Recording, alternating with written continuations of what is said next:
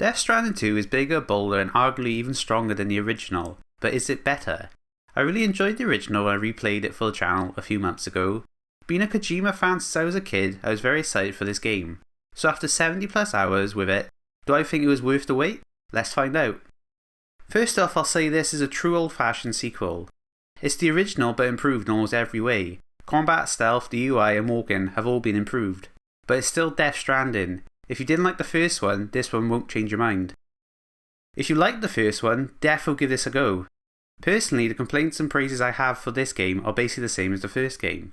You still play as Sam, who after the events of the first game has connected all of America through deliveries, and gone into hiding in Mexico with his baby Lou. This is where Fragile shows up and wants Sam to connect all of Mexico and Australia, just like the first game.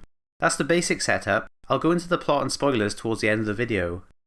For now, I'm going to start with the graphics, which I don't normally do, but good god, this has to be one of the most realistic games I've ever seen. The opening cutscene starts showing off environments, and I thought they were showing off real world pictures of places, but no, that's in-game. It really blew me away. It seems like graphics are kind of stagnated recently, then this game comes out to prove me wrong. Character models look super realistic. This is the best facial capture I've ever seen. You can see each strand of hair in Norman Reedus' shitty beard. It truly looks like they just shot the actors. The first game looks great, but this game took it to a whole new level. The lighting is incredible. They really show it off in this one bit where fireworks are going off, and they are reflected in puddles. It's so gorgeous. As good as they are, I'm not playing this game for the graphics. I'm here for the gameplay. So how is it this time around? I'm happy to say it's improved compared to the first game, but way less challenging. The core gameplay is you get an order and have to deliver it over long distances. You have to traverse all different terrains and obstacles to get to your goal. At its core, it's the same as the original. You will still have to watch your weight limit, balance and the cargo's condition. The more you carry, the slower you will walk, and you can be knocked off balance more easily. When I played the original, I complained that the balancing system was too easy, and it hasn't been changed here. If you start leaning to the right, you'll have to hold the left trigger to shift your body to the left, which sounds like something you'll have to keep track of, but not really. If you just hold both triggers, you'll keep perfect balance, so you won't have to worry about it. This slows you down slightly, but the trade-off is worth it not to fall over. I don't find it super engaging to just hold both triggers at all times. When starting your delivery, you can decide where the cargo goes on your body. You have to make sure the weight is evenly distributed across your body, which could be a nice puzzle, but there is an auto balance button, so you don't have to deal with this. It's always the best option to use this button. Hell, they've made it easier than ever, as you can quickly do this during gameplay at the touch of a button, which is helpful and streamlined, but not challenging. They obviously don't want you in the menus for too long, as most people find it boring, which I get and I'm fine with. I think for me, I would like if certain deliveries the auto balance wouldn't work, and you'd have to do it manually. I think this could be a nice change. They've added a lot more backpack upgrades this time around. One you can get early on makes it so your weight limit is increased, so you're not as slow when walking. I slapped 2 of these on as soon as I got them and never took them off, so weight was never an issue for me. In fact, I never really changed my backpack upgrades. You can unlock lots but only equip a few at a time. It depends on how much space each upgrade takes on your backpack. The best upgrades take up the most room. A lot of backpack upgrades are situational, so I never really felt the need to use them. I just stuck to having ammo pouches and weight increases for basically the whole game. Dealing with the terrain was never really an issue for me, like it was in the original. I think this is in large part thanks to the 3D map. It is very detailed and is way easier to see better past compared to the first.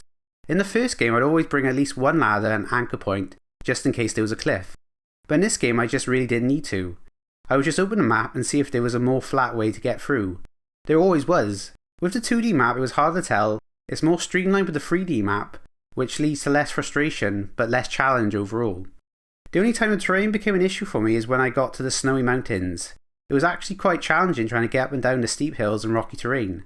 I solved this with putting zip lines everywhere on the mountains. Setting them up was a hassle but fun. Once they were all set up, it was rewarding using them to zip over the terrain, which was giving me such a hard time. Weather effects is the last thing you'll have to worry about when making deliveries, which I was excited for when they first started to happen. This time around you have to worry about floods, earthquakes, sandstorms, snowstorms, avalanches and bushfires.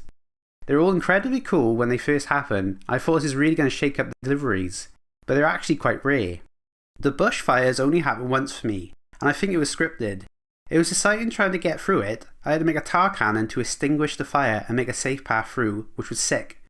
This is the only time it happened, which was incredibly disappointing. Just imagine you are halfway through a long delivery and everything starts catching fire around you. I would definitely start to panic. This game just doesn't want to have that challenge, I guess.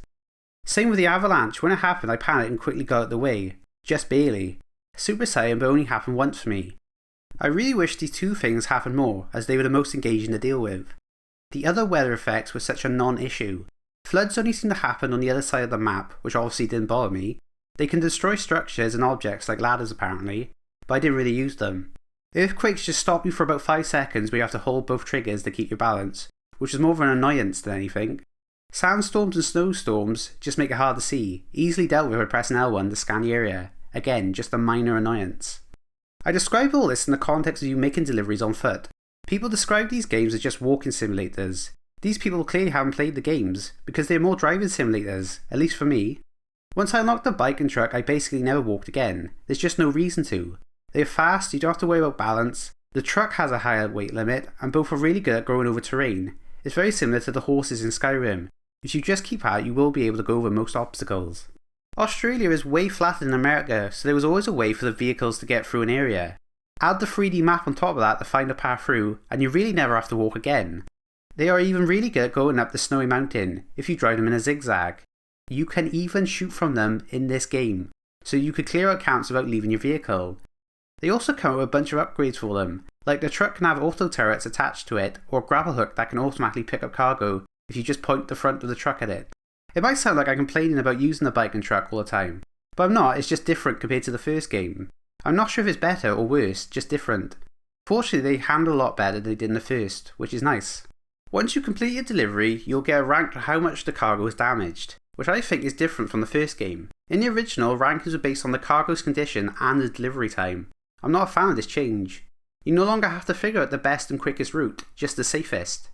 You're encouraged to go take your time this time around, which isn't as fun. You're encouraged to stick to safe and boring paths like the roads so your cargo doesn't get damaged.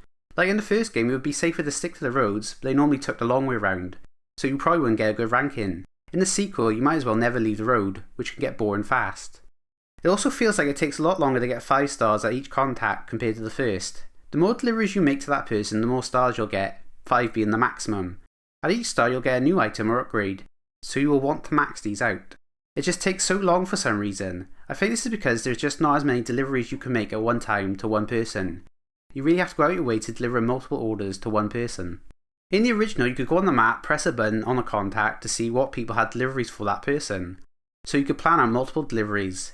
This system is still in this game, but it's slightly more of a hassle. You have to go to a different menu, search for deliveries that end at that contact, then you can plan it out. I don't know why they changed this.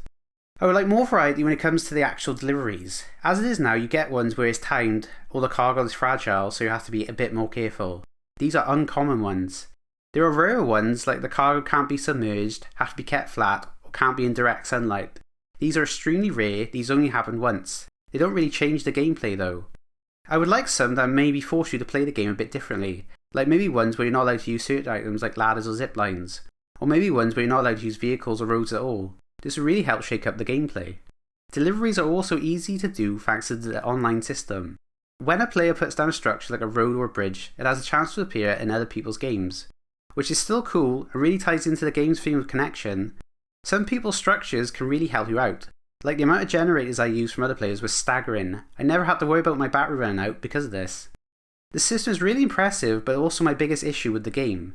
It feels like someone else got to play the game instead of me. Figuring out how to get through areas, bringing the right equipment to go over obstacles, is the fun part of the game for me. It's not something you actually have to do once you bring a new area online, because the area becomes littered with other people's structures. People seem to get this game more this time around, so structures are placed in really useful spots. Reach a river, and I guarantee if you follow the river, there will be a bridge placed by another player somewhere, which is helpful, but it doesn't feel satisfying. I spent my time building so many roads and monorails, so it was easier to get about. But I can't help but think, did I just take the fun out of someone else's game because they can just use a road that I made? You're encouraged to make structures because you get likes by other players when they are used. These are pointless though, you can't do anything with them.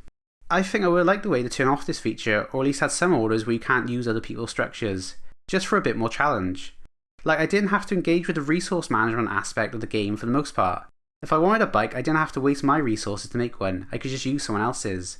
Which is cool, I get that, it just doesn't encourage you to use all the game's systems. I seem to be in the minority about this though. One thing I personally did and found super satisfying was this. I 5-starred all of Mexico, so all the contacts would give me free resources. Loaded up my ship with those resources, with the infinite storage space, and basically mass-produce roads, monorails and mines. You don't need to go to Mexico again, so why have all those resources just sitting there? I should probably explain mines and monorails. You can mine for large amounts of resources at mines. These only take a few resin and special alloys to get up and running, and only about 1,000 crystals to actually start mining. Once they're mined, you could transport them yourself, but you are better off getting the monorails restored. Once restored, you can send as many resources as you want, as well as Sam and a vehicle to contacts connected to the monorail. I really like this system. In the first game, you'd have to keep raiding bases if you wanted lots of resources, which could get boring. Mine's a lot better in my opinion. The only issue I have with this, you can't skip the monorail ride. It's a lot quicker than driving, but you can't do much but look around. The biggest improvements to the game have to do with the combat and stealth. In the first game, it felt like you could just walk in and just punch everybody to clear a base. Fortunately, this game is more inspired by MGS5. You can tackle bases how you want. You can sneak in or go guns blazing. Both are viable options. They give you so many tools to mess around with for each style. There are so many different gun types compared to the first, like a sniper, a grenade launcher, and suppressed versions of most guns. There are a lot of tools like holographic decoys, robot dogs, and even pizza dough you can throw at enemies to knock them out. But you really have to decide I'm going to use all these different items, because you could just stick with the starting rifle and be fine. You really don't have to change up your tactics if you don't want to. You are not encouraged to try these new items other than the fact you want to. Enemies have also been improved drastically. They get tougher as the game goes on. They start wearing more armour, set up mines, turrets and robot dogs. There are also mechs who have lots of health and swords. Melee has also had a lot added to it. You can parry and block now. If you get 5 stars with a pizza chef, you can unlock overpower moves from Street Fighter, which are fun. These are all great improvements over the first game, but it's still incredibly easy. You can absolutely walk into a base and just shoot enemies as they come at you. Once you defeat an enemy, time slows down, so you can use this time to line up a headshot, leading to even more bullet time. You have so much health and can refill it by quickly eating and carrying a blood bag. I don't think I died once during the whole game. It really felt like normal difficulty should be harder than this, just so I'm encouraged to try new items. Just like in MGS5, you could clear a base with a silent pistol if you really wanted to, which is fun, but I'm worried a lot of people will just stick to what works and not try the new stuff. Hell, I'm guilty of this myself. BTs are such a non-threat in this game. You're encouraged to kill them. In the first game they were way more scary and you had to take your time to get through them. Now they're so easy to kill because most guns can kill them now, not just specific ones. If they do catch you, getting out of the tower is a lot easier. Honestly, I wish I had more to say. They just felt like an afterthought this time around. I would just drive through their areas, no problem. Bosses feel like they have been improved slightly. They have weak spots now for you to target, but that's about it. Shoot them till they die, just like the first game. Didn't bring any guns? Don't worry, we'll just spawn some for you. Some unique gimmicks would have been nice. Kojima, inspire yourself with MGS bosses, you've done it before. Outside the core gameplay, little things have been improved. Instead of long emails you probably didn't read, you have a social media page.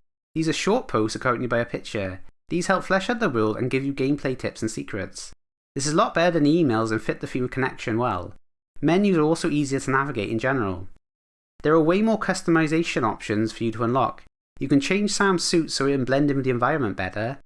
Sam isn't as much as a mute this time around. When speaking to contacts you have dialogue options you can say if you want to find out more.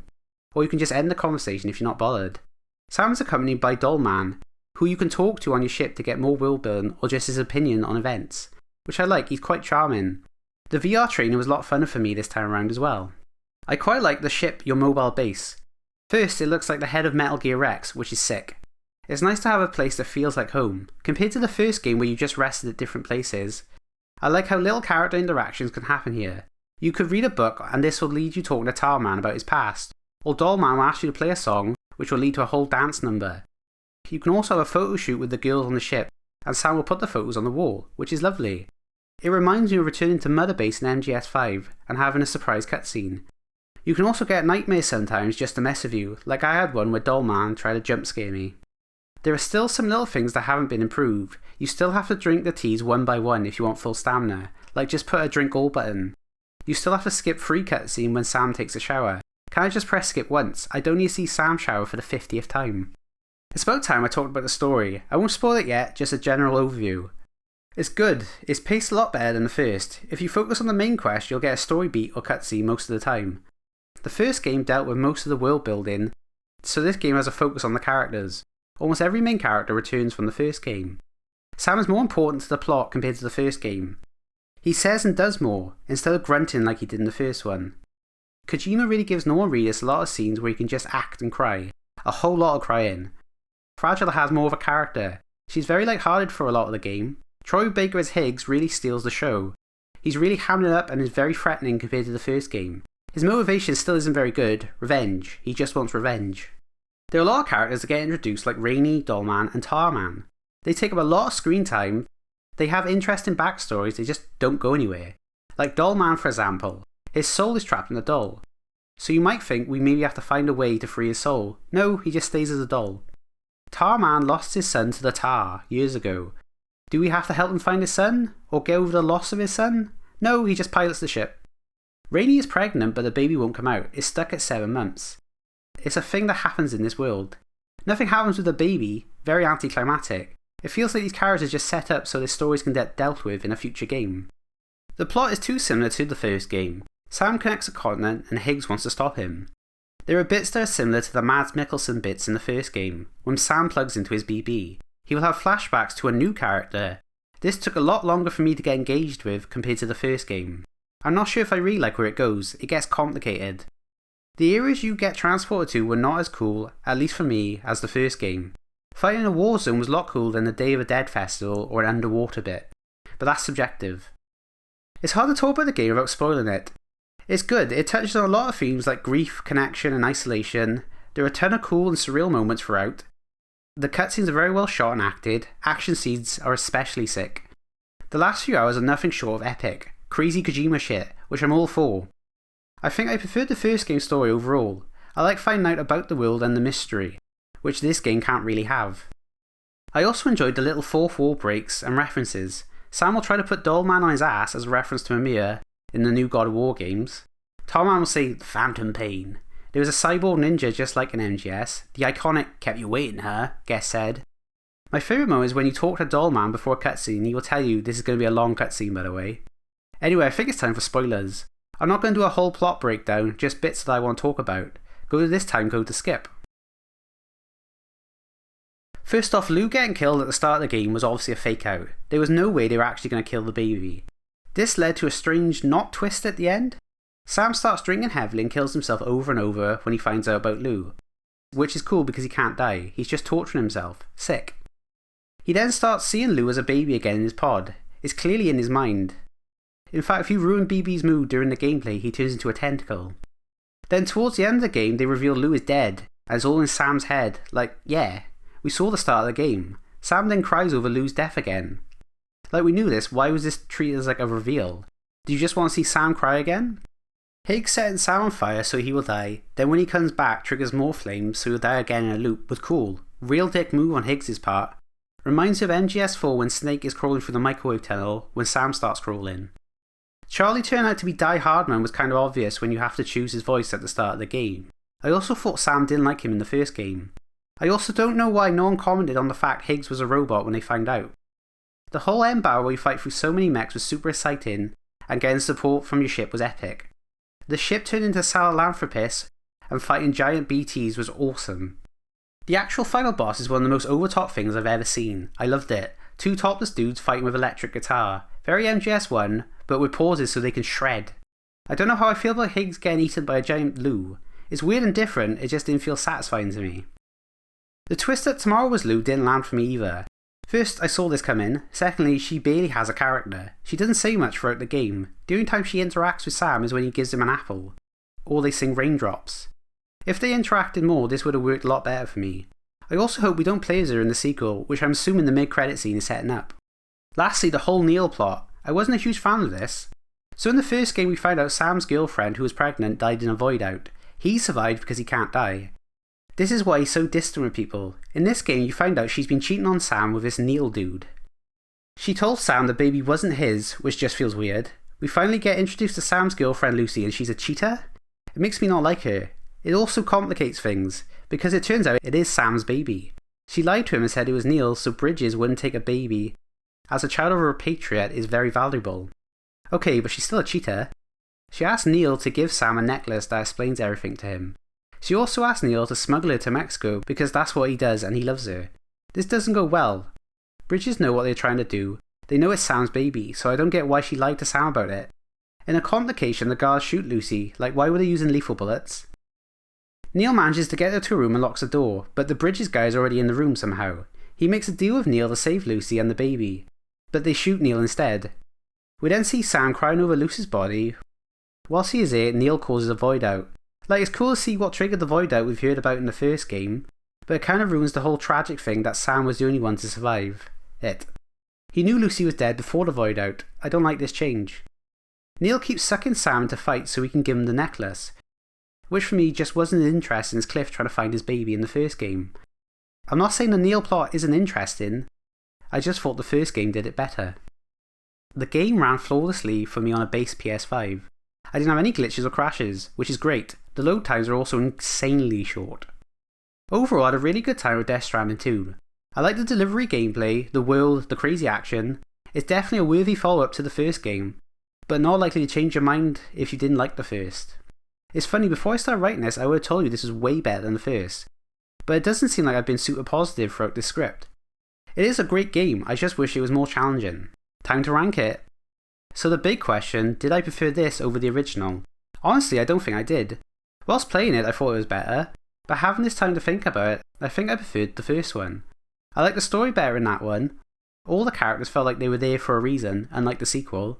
The change in the rank system doesn't seem that big, but had an impact on my enjoyment.